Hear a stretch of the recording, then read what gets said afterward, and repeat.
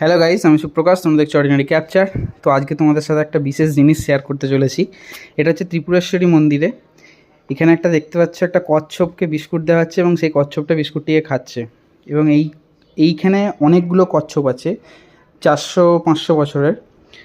আর এখানে একটা অকল্পনীয় ব্যাপার হচ্ছে, এরা মৃত্যুর আগে এরা ত্রিপুরেশ্বরী মন্দিরের মায়ের সামনে যান, মায়ের সামনে গিয়ে এদের মারা যায়, মানে বুঝতে পারে এরা মারা যাওয়ার আগে।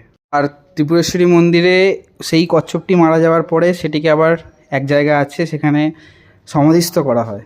তো এই জিনিসটা তোমাদেরকে জানালাম, অনেকেই জানো।